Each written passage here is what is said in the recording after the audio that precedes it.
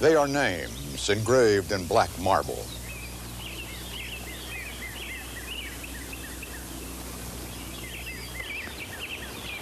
Almost 60,000 names, the Americans who died in the Vietnam War.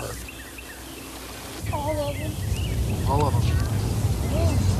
Actually, there's a few more than this, They are names, and they are memories to their families and their friends and the strangers who come to this place and grieve for them. Grieve for them all, because they all were us.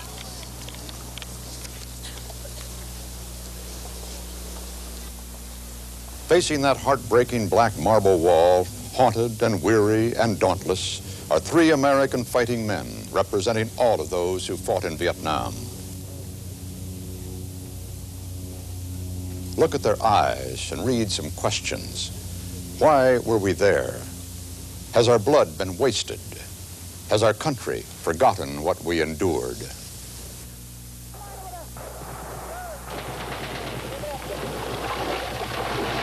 They were sent halfway around the world to fight in rice paddies and elephant grass. To understand what they gave for their country, we must understand more than the numbers of dead and wounded. We must understand the danger they faced, and the nature of the war they fought, and the courage with which they fought it.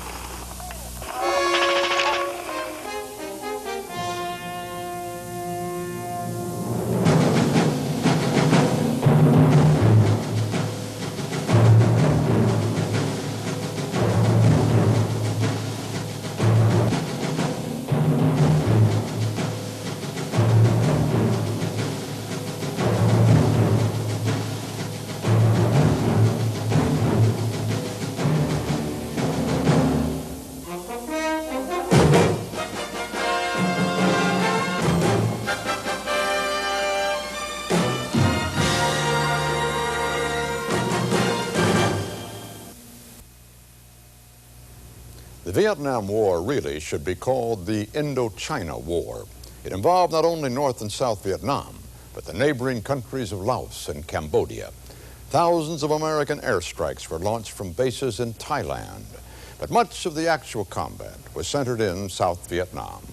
Often it happened without warning, a fearsome test of skill and courage. What you will see on this video cassette is some of the most remarkable combat coverage filmed by CBS News in Vietnam. It's told with the words and voices of the correspondents and GIs who were there in the middle of the firefights. Most of the reports are in color, but the first is not. It was filmed in 1965, just before CBS News began using color film. Even in black and white, though, you may recognize the correspondent. His name is Morley Safer. Behind me over here is a UH-1D medevac helicopter. We were coming into one of the passes near An Khie Pass, and we were shot down. The chopper must have taken at least 5 or 6 hits. One went past my face, broke the plexiglass, and hit, or rather bruised, the arm of our sound man, Bob Funk. There are 2 U.S. 1st Cavalry lying out there somewhere, injured. That was the purpose of the mission we came in on, to evacuate these men. We're not exactly pinned down, but somewhere in the woods are a couple of snipers who have enough firepower anyway to bring down this helicopter. Make sure you identify a target. They're bringing the wounded man through any minute now. These troopers are trying to make the sniper show himself. There's a lot of firing going on. Most of it's outgoing, that is, our troops shooting out. The wounded man will probably be brought through this little trail we see right now. Boy hit through the shoulder. One of his buddies was wounded trying to get him out. Mikado, holler for Rockwell, bring my gear here. Holler for Rockwell to come here with my gear. That's not covering advantage.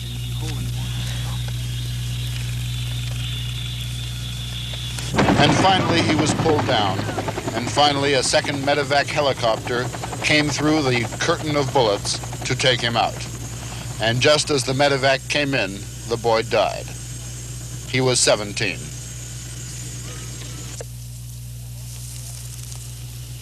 For most of the afternoon, the unit, 2 companies of the 2nd Battalion, 12th Cavalry, was pinned down by a group of snipers. It was accurate and effective fire, and steadily through the day, men were brought down from the jungle slopes, picked off by a single shot. What happened? I went down to get Sowers there. He was laying out in the open. I left him up the bank there, and they were shooting at me. I got him up on the bank, and Barraza grabbed him by the feet, and Sergeant Fraser, the platoon sergeant, they pulled him on the hill. I just got on the hill and grabbed my rifle, and he shot my rifle out of my hand and got me in the arm. The shrapnel from my rifle went in my arm. How's your buddy?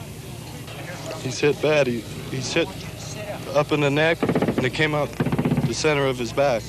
He's hit bad. I'll help you, but I want you to sit up. Now, real easy. Hold on. Take him up easy. Take him up easy. Our platoon lay huddled behind a hedgerow. Round the casualties, an overworked medic and the chaplain, Captain Bill Lord of New Iberia, Louisiana. Give them peace, body and mind. We pray, Lord, that you'll make the time pass quickly for them in convalescence. Be with their friends and buddies as they continue the fight. In Jesus' name, amen. To send more men into the jungle was only to invite more casualties. So the battalion called for an artillery barrage to blanket the area. The commander wanted the shells to fall less than 50 yards from our line, and the artillerymen happily obliged. For this correspondent and CBS News cameraman Jim Wilson and soundman Bob Funk, it was a tragic end to a tragic and hair-raising day, as we saw our UH-1D medical evacuation helicopter, the crippled but still salvageable machine, take one of the first rounds. In seconds, it was a giant sheet of flame. And as dusk came and the artillery ceased, the snipers on the hillside came out of their tunnels for another night's work. Courage comes in many forms. It is one thing to risk your life to save a wounded buddy. It's something else to risk your life for a man who already is dead. It happened. The year was 1967, and our correspondent was John Lawrence.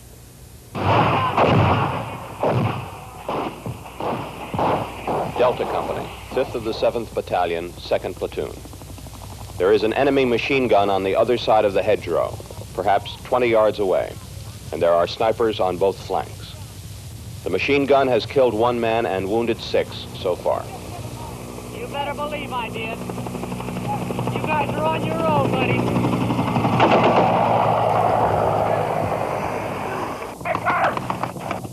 You guys go on me! Right out that way! Get out! Right out that way, 2nd Platoon tries to pull itself together enough to pull back away from the machine gun on the other side of the hedgerow. Hey, Mother Goose, go that way. Huh? I don't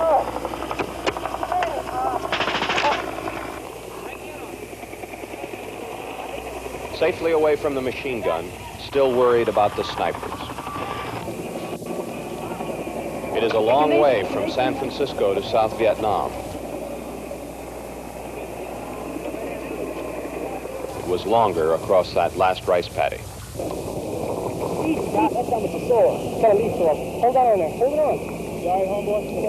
By pulling back, the men left behind the body of the one who was killed by the machine gun, a PFC who had red hair and freckles and joined the platoon last month. Most do not remember his name. You were with him when he was hit. What happened? He just dropped. We didn't even know where the rounds came from at first. And we saw a gook standing about 10 feet away, and we got him. There is a lull. The platoon leader, Lieutenant Jimmy Bass, thinks about going back for the dead man. Express 6, this is 2-6. I can't draw back. I got one KIA laying up there on the dike. I can't get to him right now. I can't leave him there, over. 6 of these KIA, you sure can. Get your ass out of there, over. I don't think we should go and get him. Tell the old man, say we're taking a chance. Old man told me not to go get him. What are you going to do, leave him there? We'll come back and get him on this dock. Now you missed one. If we build the fort, they have these bodies there all night. Better than getting somebody else killed. He's not doing anybody any good.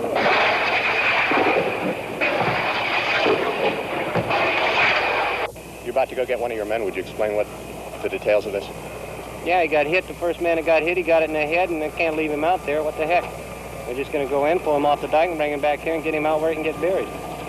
Might that enemy machine gun still be active? No. I got another man hurt trying to get it, so I don't think it's there. I put a frag in the hole, so what the heck? If it is, I'm not going to stick my head up. I can promise you that. The rest of 2nd Platoon fires cover as Lieutenant Bass, his radio man, and a squad sergeant go back for the body of the new man who was killed by the machine gun. There are 100 platoons fighting 100 small battles in nameless hamlets like this every week of the war.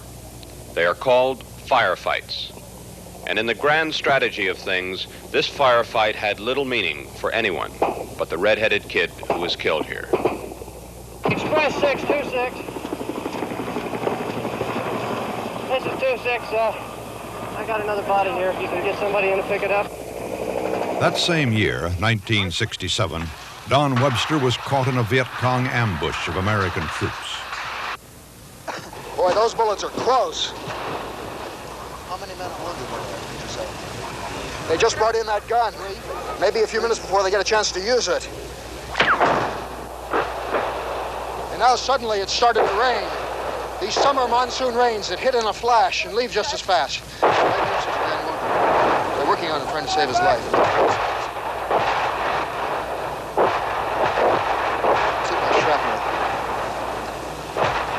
They're giving him artificial respiration. The medevacs, they couldn't get into it. There's too much heavy fire. Trying to start his heart beating again. These frantic efforts were to no avail. The wounded man was dead. It's amazing in a situation like this how much you can hear and how little you can see. Everybody's flat on their face in the grass. Can't see a thing. No smoke, no flames, no nothing. But it sounds like the whole world's exploding around you.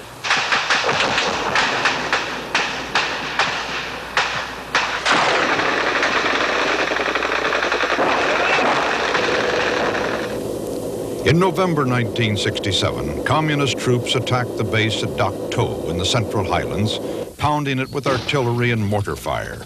The fighting around Dak To raged for 3 weeks, the largest battle of the war so far.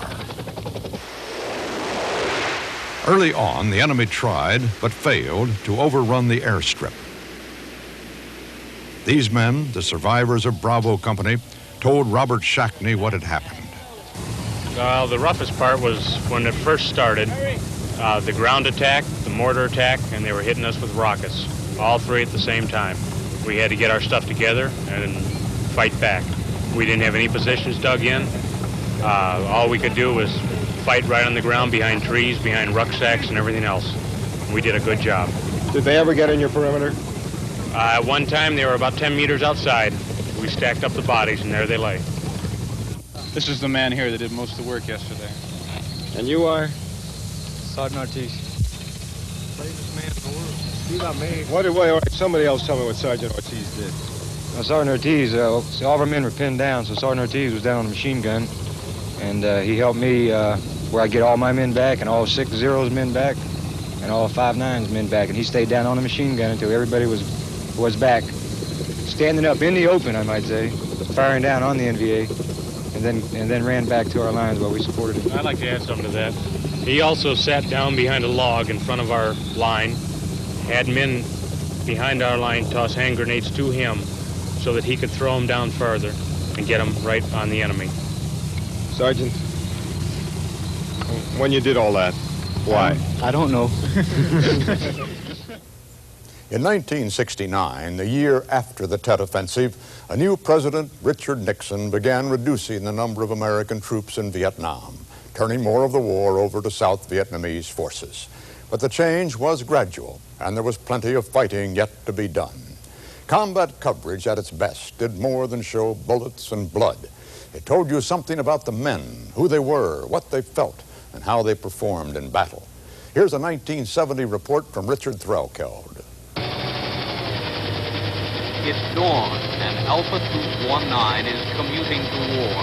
21 GIs bound for a jungle clearing a mile from the Cambodian border. American soldiers hiking their way through the sweaty jungles of South Vietnam, searching for an elusive enemy.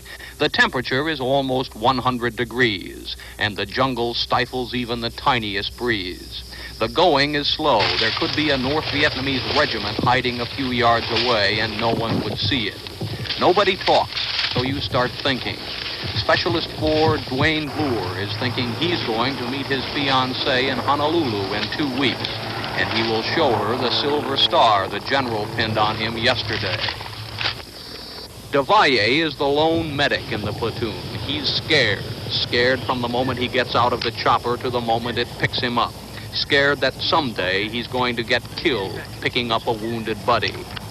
Jorgensen just became a sergeant, but he doesn't like it. He'd rather be up walking point, where the action is. He's already got 3 Purple Hearts, so everybody calls him Hero. Then there's Lieutenant Hughley. Everybody calls him Blue. That's his radio call. Blue didn't want to come to Vietnam, and he'd much rather be a businessman than a soldier. But right now, he's in charge of the lives of 21 men. Somewhere in this jungle, there's several hundred North Vietnamese soldiers who could wipe out this little American unit to the last man in an unguarded moment. Today, though, it's quiet. A few bunkers uncovered, then a quick lunch, and back down the trail to the pickup zone. Just a peaceful walk in the sun.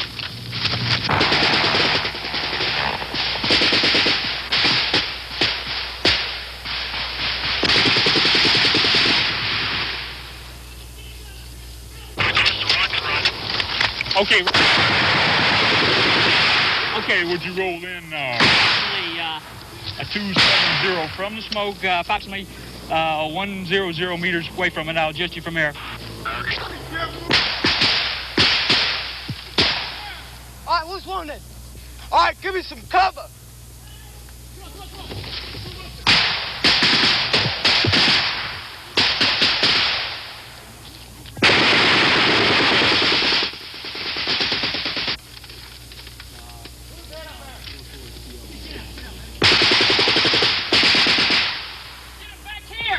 If you can you move them? Can you move them? Okay, try to bring them back here. Remember to stop the bleeding. And DeValle, the medic, having survived another rescue mission, brings back his wounded man. Who is it? Who is it? The question spreads down the line. Oh, Christ, it's Hero, the sergeant who likes to walk point. How bad is it? A couple of leg wounds. We were walking down the trail. Perimeter out here. I was walking point, and we noticed the side trail. It was one of the side trails we came down. It had more use on it than when we first came down it. So I looked up and spotted it was an NVA. He had a green uniform, had an AK, and it was like a quick draw whole thing. I opened up in him. He opened up in me. Yeah, I'm afraid it works that way. But he's lying up there on the trail. Roger that. We haven't taken fire. I got hit in both legs. Pop smoke, 4-3. Pop a smoke over here. That's about it. Ed? Well, we've got 7 months in country now, 3 Purple Hearts. I don't need a 4th. The enemy soldier who shot Jorgensen cannot be found. He may have survived or dragged himself off to die. Most of the time, you never really know. The problem now is to get Hero out of here. So Blue calls in the medevac helicopter and sets up a perimeter to protect it. Hero has stopped making brave jokes now. The shock has worn off and the pain has begun. The helicopter hovers over the jungle, and in the midst of the firefight, his buddies put Hero on the rescue chopper, and he's pulled up 100 feet. 100 feet to a hospital bed and a one-way ticket out of the Vietnam War. And then it's quiet again. Alpha Troop 19, less one man, gingerly making its way back through the heat and the smell of gunpowder, back to the pickup zone. At the end of April 1970, President Nixon ordered American troops into Cambodia. He called it an incursion, not an invasion, but it lasted for 2 months. The purpose was to destroy enemy bases and supply lines, but at times that mission was extremely dangerous. Gary Shepard reported the combat of one American unit. Bravo Company, 5th Battalion, 7th Cavalry, moved into Cambodia 2 weeks ago and has met with continuous heavy enemy contact. In 14 days, the company has fought against North Vietnamese forces on 20 separate occasions. Cameraman Norman Lloyd, on assignment for CBS News, filmed and recorded these scenes when Bravo Company moved into a large communist bunker complex 6 miles north of the Vietnamese border. The main enemy force had apparently pulled out, but a rear guard element was left behind to slow down the American advance.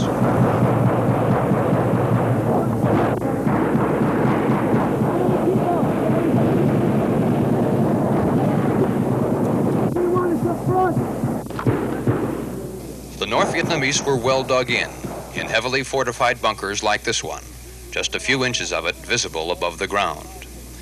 One of its occupants was killed during the battle, but 2 others, who were apparently wounded, somehow managed to slip out, perhaps to die in the dense jungle only a few yards away. When the fighting ended, the men of Bravo Company moved into the camp. The main buildings burned to the ground.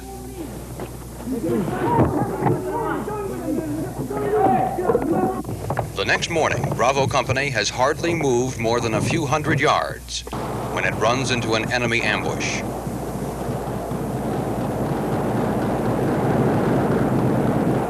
Run up there, get a line. Move it up there. You got your squad and try in to the left.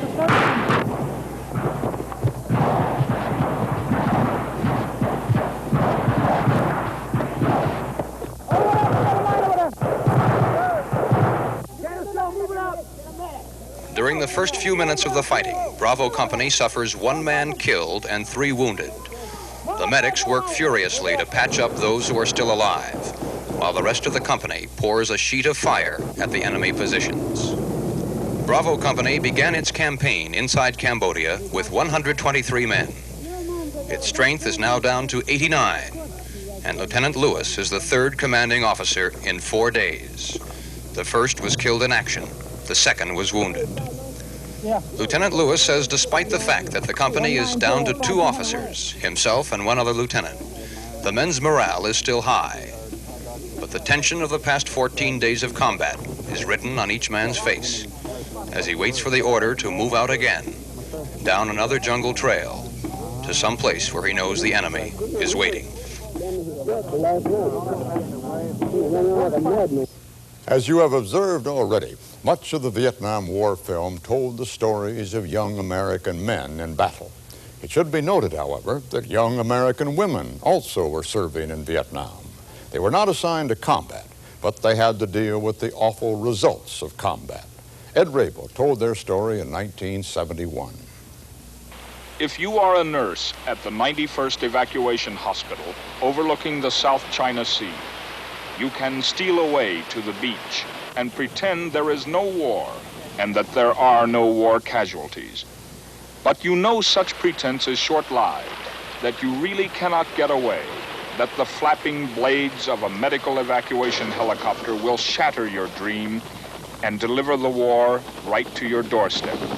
A young American, his right arm blown away and his leg splintered, will be fighting for his life in the emergency room just yards away. The victim of a booby trap, he pleads with you to save his legs. Are you going to take both of my legs? I don't know. Please don't take them. Not unless we have to, believe me. That's the last thing we want to do. I've given you my arm. Please don't take my leg. You have been here nearly a year, and you wonder how many more armless and legless men will pass before your eyes. I kind of just try and see that there's somebody that needs help, and I try not to let my personal feelings get involved. I think if I thought about each one and each wound I wouldn't be able to function. An examination has been made and a decision reached. The young lieutenant's legs are to be saved. He is lucky. Another booby-trapped victim, brought in later, will have both of his legs amputated. Lieutenant Towns? Mike, do you have any allergies? Nothing that you're allergic to? Penicillin? Anything?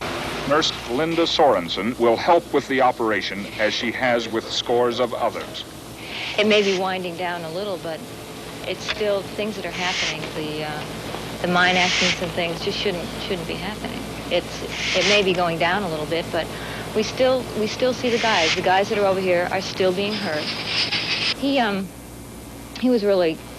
It's funny because I felt that he was kind of better off than a lot of them are because he didn't have any abdominal wounds or anything. So he'll survive pretty. He'll have a pretty smooth recovery because it's his legs. But you say smooth recovery, and then you think, well, the guy hasn't got any legs. It was grim work in those operating rooms, but lives were being saved. Lives that would have been lost in earlier wars. Part of the credit goes to the medevac helicopters and pilots who would brave enemy fire to rescue wounded men from the battlefield. Morton Dean went along on one of those missions from a dusty Army post called Hawk Hill, 350 miles north of Saigon. The emergency call indicated that there are 3 injured, wounded GIs at a point about 60 miles from Hawk Hill. We're on our way, flying at about 1,500 feet above what has to be considered insecure, hostile territory, and we should reach the pickup point in about 15 minutes. Man, this is going to be a wet race, Patty. It's going to be tough to land in. Okay, okay. It's real fine. Building just a tad, no lights in, real fine.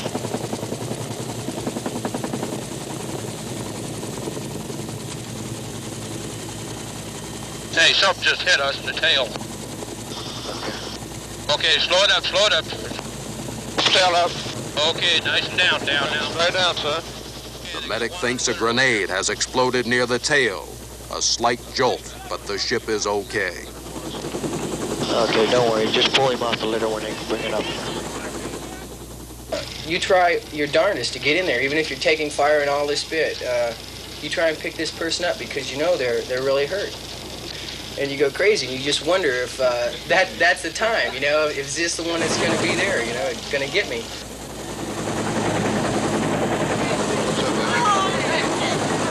Hey, take all the frags off the back. Take all the frags off the back. All the things.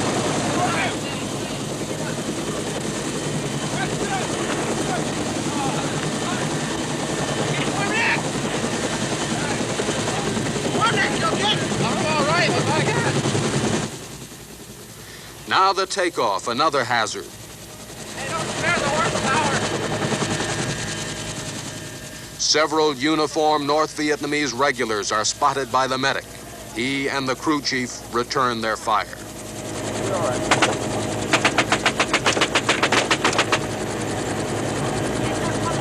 Okay, we've got our 3 wounded GIs on board. At least one of them is hit pretty bad. We took a little fire on the way out of this pickup area. The medic is beginning to do his job. We should be back at Hawk Hill in about 15 minutes right now. The medic's got a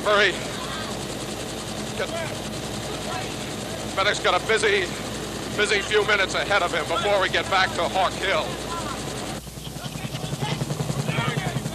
Dustoff has returned. Later, the diagnosis. Yes, they will live. They are fortunate they will not lose their limbs. One man will need to have a portion of his face reconstructed. Sometimes their lives depend on you. I mean, you hold it in your hands as a medic. It's just hard to say, but right then you hold life and death in your hand. Yes, this is. Yes, this is. 124 charge, Roger. I have one open litter standing by. Doc Barron? Yeah. One open litter, about 5 minutes or so. Something's wrong with one of the guy's legs. Soon the radio is active again. The dust-off crews are off on another mission. Their motto is strive to save lives. So often their missions are successful, but too often the war speaks with finality. Booby traps and bullets do not comprehend mercy, and not even the heroism of the dust-off crews can intervene.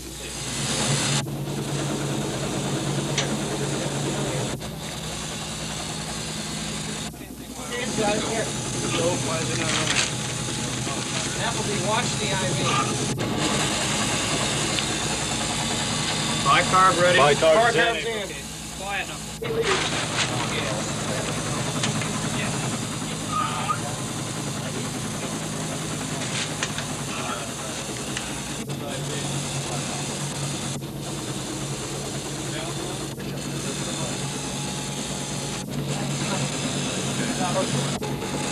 Flashlight, please. Flashlight.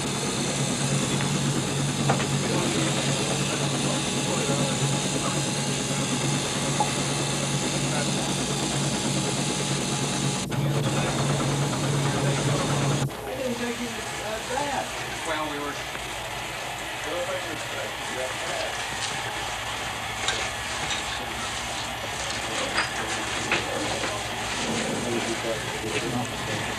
How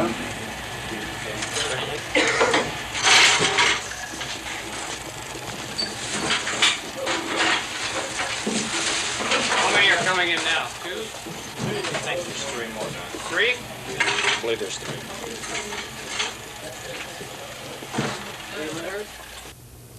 In the later years of the Vietnam War, helicopter missions became especially dangerous. The enemy's anti-aircraft fire was improving, and helicopters were vulnerable birds. The men who flew them were something special, as Jed Duval discovered. The official name of this outfit is Delta Troop 3rd of the 5th Cavalry, but everyone uses simply the nickname Charlie Horse. Charlie Horse is one of many fighting units in Vietnam composed of helicopter soldiers. It is a volunteer job. Charlie Horse and the outfits like it are full of men, pilots and crews, who asked to be here, have remained in Vietnam for 1 year-long tour after another. Someone has to do it. And most of the ones that stay feel they can do it better than the guys just coming over here. I think they actually believe that, or they feel the same way I do, that I'm actually helping somebody over here, that I'm actually doing something that's worthwhile. And that's why they stay. In 2 months over the terrain west of Quezon, Son, Charlie Horse lost 14 of its men in action. Men who are close to death are close to each other. So we'd like for everybody to join in while we welcome some of our newbies into our fellowship here. We'll start out by singing them a little song.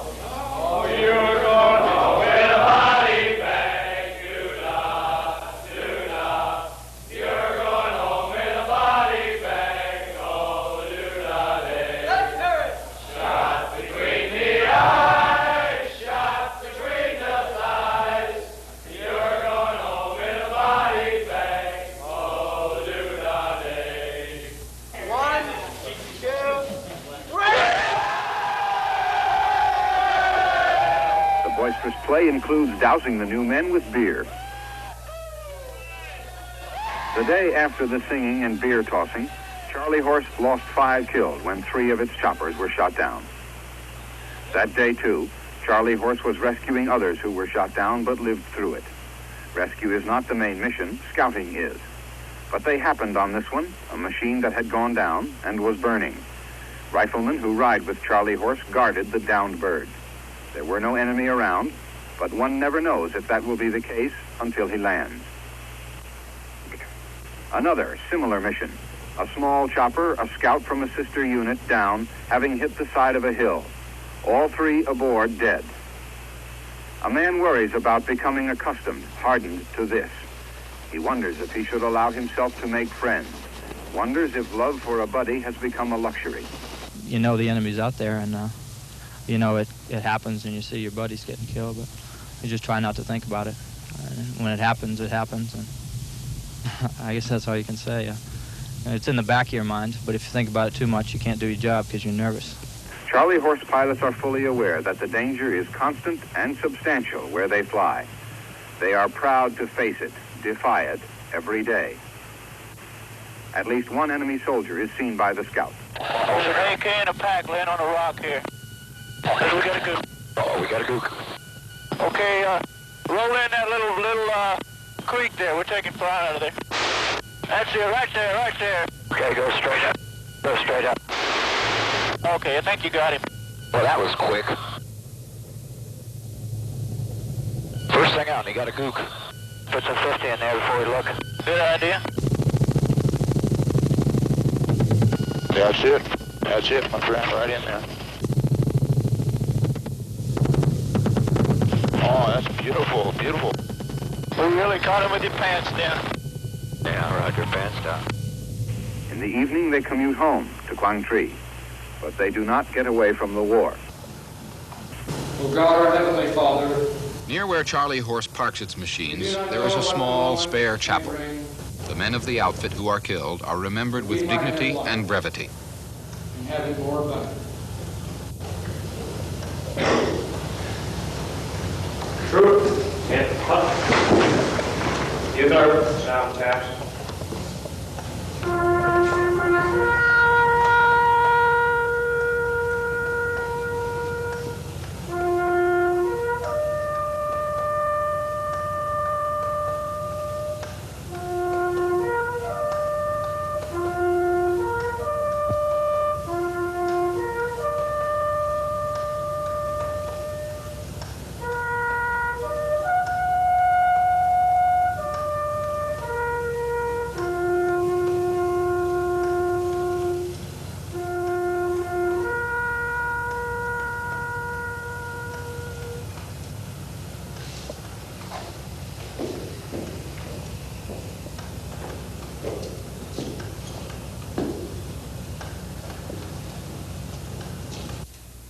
We have one more film to show you. Sergeant Beausoleil here is part of the story, but so are the other men of his platoon. We're going back to 1965, the year that marked the beginning of the American buildup in Vietnam. The correspondent is Charles Carrault. He'd gone to Vietnam to spend a few days with one unit of American soldiers before and during the Christmas holiday truce. Charles Carrault, Christmas in Vietnam. His name is Sergeant Ralph Beausoleil. We filmed him on the day of truce and on the days of combat. We'll never forget him. Maybe you'll never forget him either. Today is Christmas Day here, the 25th. And there's silence. You don't hear the usual artillery rounds firing from back there and landing out here. I'm here in obvious view of our sniper, if he should be there to fire today. It's been a strange feeling ever since yesterday. No noise, no firing, no planes even. This is something that you always hear, planes bombing and strafing in the night, way out in the distance, and not even that last night. It was so quiet, it was uncomfortable. I think that very few people slept last night because of the silence, and yet something that we all want. This is what we're here for, to bring silence to this country.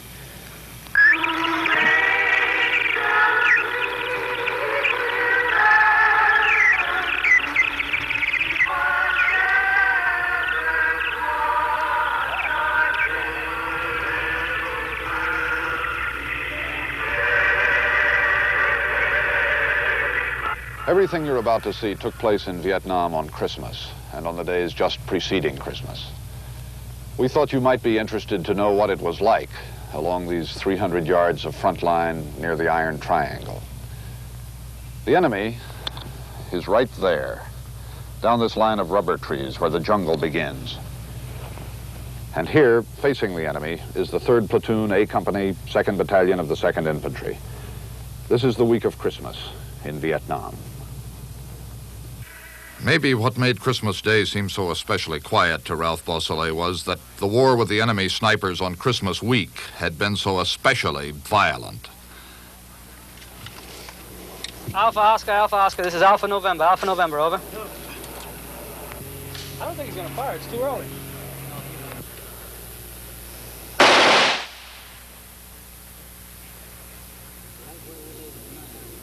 Yeah, he's in there fooling with our minds again.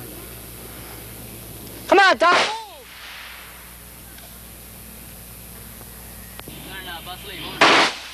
What?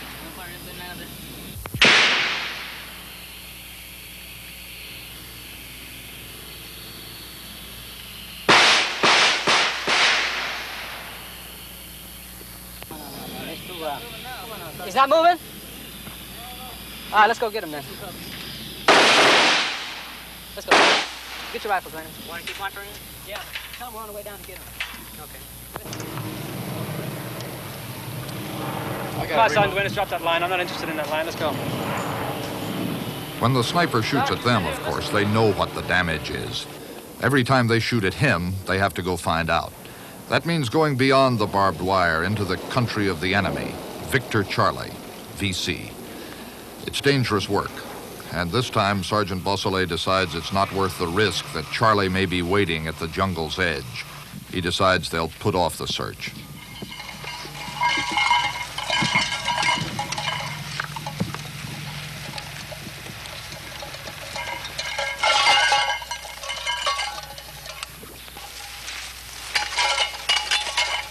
Does he have nerve or doesn't he have nerve, huh? I haven't telling you? He's a challenge, that guy.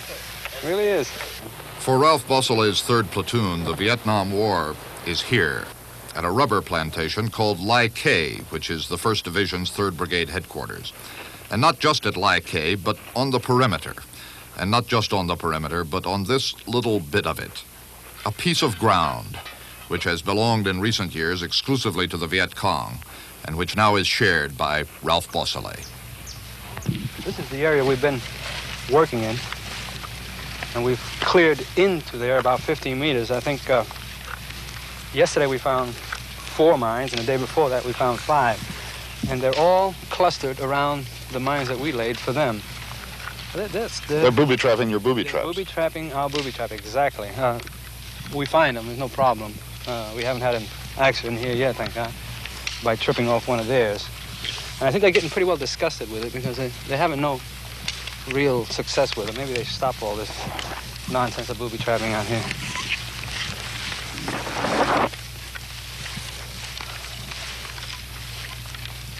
That's my platoon medic on the right there. It's a good man. He was caught in a couple of bad situations. Every time we send a patrol out, he has to accompany the patrol, and we change squads every time we send a patrol, but it's always the same medic. God's got a good hand on him because he was in that ambush where we lost half the squad and the other half was injured. He's the only man to come out completely unscratched. That's him. And Sergeant Duth, which is to his left, was one of the fire team leaders in that particular ambush, and he got a few shrapnel wounds, but you can see he's back in operation again. He's my college grad from Colorado. And here we have Sergeant Guerrero. He was hurt in Bao Bang also. He took a shrapnel in the chest and in the legs. And as you can see, he's fit for duty again, too, and he's glad to be back. He got tired of the hospital.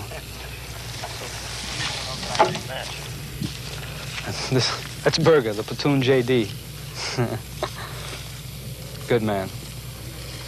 Another man with very little fear in his heart. This is Sergeant Wheeler. 2 days ago, he re-enlisted right here to fill his own vacancy, needless to say. He's got a pocket full of money and no place to go. This is PFC Riggs. This is my radio operator. He's been my radio operator since I've been here. In the Battle of Bao Bang, we were really hit hard and heavily. And every time he'd bring ammo, he wouldn't come back to the CP. He'd go down to the holes and drop it off at the holes. And all this time during fire, he's a little bit nervous now. I guess he sat and he thought about what he did, and he's, just a little bit nervous. But I'm pretty sure if it happened again, he'd do it again. He's just all heart, all heart. This is Isaias. He's one of the demolition men I have. He doesn't fear demolition any too much. As a matter of fact, I consider him a nut. And my other 2 are inside there. One is Sergeant Duenas and the other Sergeant Corona. And these are the people that I send out forward of me to clear the mines. They haven't missed one yet, thank God. They're real good, real good. One of the problems we run into, you see, this is a trail. At one time it had been a horse trail. It's a double trail. And it's grown over now. Well, I have a man right inside there about 5 meters into the jungle. And I can see him, I don't know, I imagine you're having a little bit of trouble detecting him. Yeah. Well, it's kind of dark in there. Berger, wave your hand. You see him in there? Yeah, now I see him, just barely. And he is pale, deathly pale. Sometimes I wonder if he's sick or not. Wave your hand again, Bert. And imagine you get a Vietnamese in there who's dark complected anyway, and you'd never be able to see him unless he moves. We have a sniper that comes and visits us every day from 1 to 2 o'clock, and he fires from just about where Sergeant Guerrero is. That's my chubby one. He fires right from in there. He's a bad shot, terrible shot. How do you know he's not going to fire on us right now? There's no way of telling. Well, he won't fire from up here because I've got my platoon through here, but as you can see, it sticks out over there. He might fire from over there, or he might fire from over there. It's just a chance you take. Like I said, he's a terrible shot. And his first shot would be a warning, and then he's gone anyway, so he learned to live with it. Yeah, really, he learned to live with it. I wish I could meet him. I hope he comes over for Christmas when we have this armistice and shake his hand because he's good. He is good. He's got to be good when he's got a platoon sitting out there from 1 to 2 o'clock trying to find him. And he's good. There's my fearless ones laying their mines. It's going to be dangerous. You know, one of the things that I worry all the time about is that if I ever lose him, how in tarnation will I ever retrieve my mines? It is well known in A Company, by the way, that Ralph Beausoleil, who speaks so freely of the heroism of others, was put in for a Silver Star himself after the last battle. He never speaks of that. He, like most of these men, would rather talk about the chow or the weather or that eternal subject of speculation among infantrymen, home. What's Christmas going to be like at your house, back home? Oh, this is a riot. If my wife decides to let the children fix the tree, which she does with close supervision, it'll be quite the thing. Home, where the kids did fix the tree this year, is in Seaside, California. Ralph Beausoleil volunteered to go to Vietnam, and then he started worrying about his children running around on the streets of New York, where he ran around as a child. So he bought this house and moved his family into it. And they all had 7 days there together before his division shipped out. I have a regular first sergeant of my own. That's my oldest daughter, Elena. She's a dictator. I mean, she really lays down the laws. She has to handle each bulb and pass them to the juniors, you know. And my second oldest, Bali, she's wanting to understudy her, take her job over, you know. Oh, it's going to be something else. My little Ralph, he's the man of the house now. He'll be trying to be helpful. He's only 5, so you can imagine how helpful he's going to be. And I have my next one, Alicia. I know she's going to be in the middle of everything. You know, that angel's hair all over her hair and glittering all over and dropping them little ornaments. And Tony, the baby. I don't envy my wife's job back there setting up a tree. It's going to be murder back there.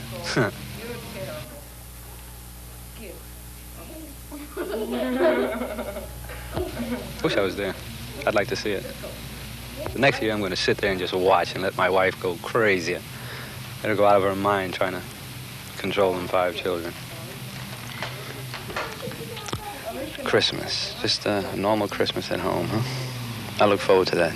Lord willing, next year I'll be home and we'll make up for this one.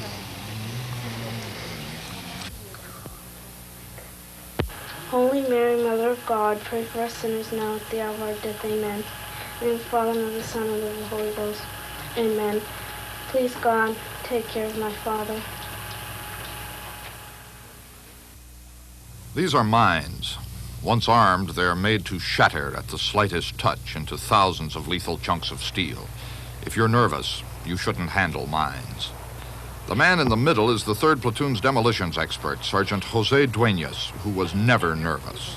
Jose Duenas woke up every morning in the days before Christmas knowing that his job today was to crawl through a jungle heavily mined by the enemy to lay mines. When you get in there, Sergeant Duenas, they're not in there far enough, just push them out some more. I want you to work behind that security. Sergeant Duenas, the one that keeps going back and forth in there while my platoon is out here. He's from Guam, and he was, during the occupation at Guam, he was a fighter. He's always been a fighter. So whenever I have my platoon here, I let him go freelance up and down in there and finding him. It's hard to walk through that jungle and not trip one of our tripwires. It really is. It's equally as hard for us to walk through and not trip one of theirs. They use vines. We use wire, and they use vines. And vines is what we cut to get through that stuff. Boy, it's a ticklish business. But with my 3 experts, I haven't had any trouble yet. Ralph Beausoleil always spoke of Dueñas as his best man, not only at spotting Charlie's mines, but also at spotting Charlie. Well, you spotted him twice the same way, and both times you spotted him, the damn fool was out there. Now you want to wait for him to fire again. I don't think he's going to fire. You don't think he's going to fire this time?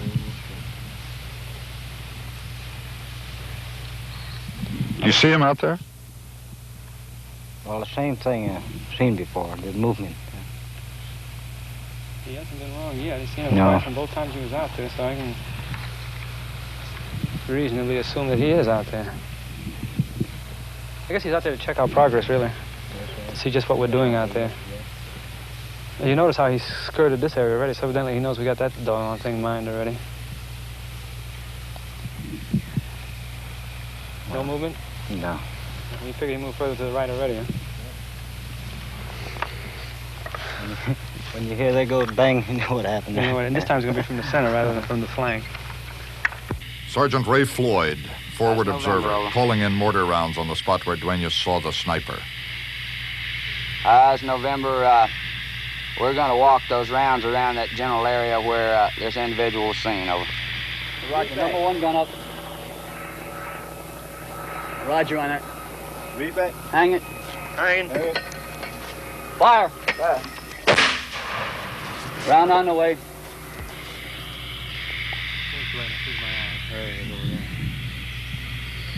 Dueñas, see something?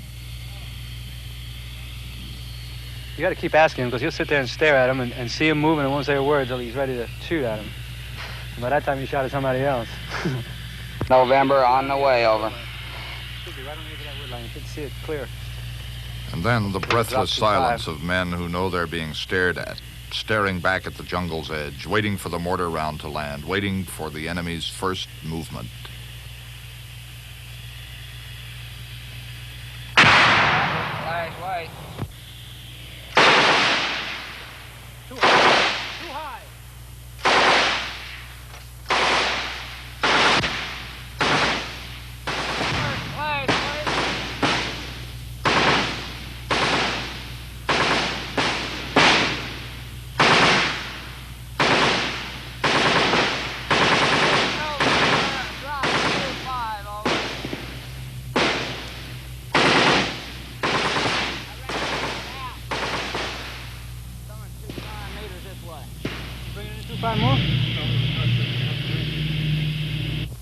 They think they got him, but they know the enemy called Charlie is really a squad of snipers or a platoon firing in rotation. These are the 2 specialists working on the problem. Dueñas, who knows where the sniper is, and Floyd, who knows how to hit him with the big guns. Yeah, well, see, this is what I'm getting at. Right now, we're too far to the right as we're looking at him, and if we know where he got to go across there, and every day he seems to go right back out through the thickest No, he part seems of to the go jungle. this way. If he fires from here, you can expect him to go there. If you spotted a movement here, you can expect him here again. This happens every time. We never fail yet. Just leave it where it is and make a shift from it. You'd be better off. Because if you start bringing it on... See what the ground looks like. Get up. I know where you gotta go. See, before we're just shooting out there. We'll find out what it looks like this afternoon. I'll tell you where we get fired from. Right here. Where he's sitting at? Right straight down there. And we'll spot him from here in 3 places, the movement.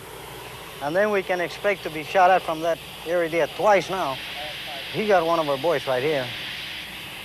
Hey, Sergeant Bartlett. Floyd, the artillery sergeant, decides he has to go out in the afternoon through the minefield to see the ground for himself. Dueñas will lead him. When we think we got a hit, we'll go out this afternoon and check for blood, over. There were so many explosions along that perimeter, that mined and booby-trapped and enemy-infested line of jungle, that we could not be sure which explosion it was. All we knew was that McFall and Sergeant Floyd, the artillery observer, and Sergeant Dueñas, the quiet expert on mines, were out there with a squad covering them. And then suddenly there was a call for medics to the 3rd Platoon perimeter. Sergeant Floyd, who had to see the ground for himself. He was the one, apparently, who tripped the mine.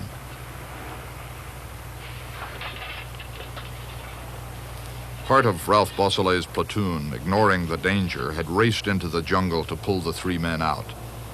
Another had driven a truck across the sniper's line of fire to serve as an ambulance for Floyd, and now drove it as fast as it would go, a wild half-mile through the rubber trees, down the perimeter, to the battalion aid station.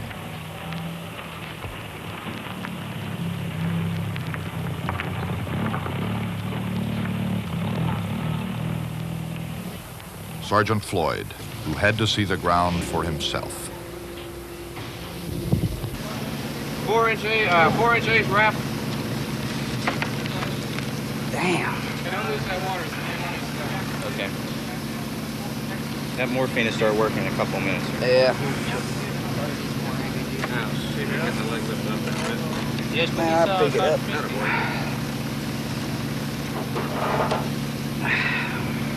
Give him a tetanus shot. All I gotta say, that little Charlie fella runs around out there bothering us all the time. I hope they get him. I hope they get him. Give me another 8-inch. I'm sure they will. I guess he earned a Purple Heart. What were you doing out there? We were just physically reconning the area to see, you know, this morning where the sniper was this morning. Another 4-inch wrap. Hey, Joe, another 4-inch wrap. We were looking for, maybe possibly they hit him this morning, you know. We were looking around there, and evidently he booby-trapped our booby-traps because the sergeant with me knew. He knew where ours were set up. Take it easy. And You need some more water? it's just one of those things. How about some more water? But that's the way it goes, I guess. Win some, lose some. Somebody getting a tetanus booster? How's the sergeant that's with us? They took them in. I want to know how he is. Floyd asking about Duenas, the sergeant from Guam, the expert on mines. He said he wanted to know how Duenas was. William J. But Duenas went to another aid station and nobody could tell him. Jack, find something we can put across there to rest his head on. Yes, sir. Uncomfortable. How long? Okay. Just turn it off. I'll put her off.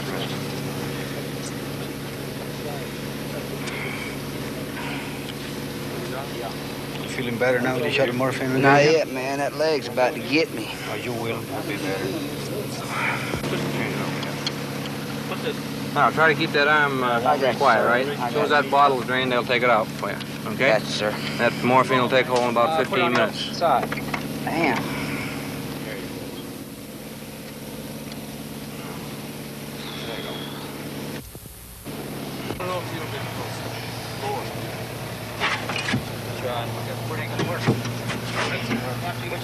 It'll work.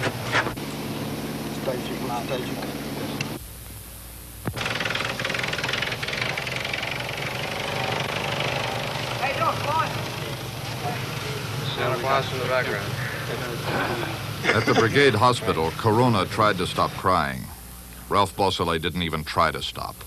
It was there they found out that in the explosion which wounded Floyd and McFall, Jose Duenas was killed. They sat on ammunition boxes Christmas morning here at Lai Khe in a chapel with no roof because the roof was blown off by the Viet Cong. And that way, they celebrated Christmas. For God so loved the world, he gave his only Son. But whosoever believeth in him should not perish, but have everlasting life. Drink this in remembrance that Christ died for you. Feed on him in your heart by faith with thanksgiving.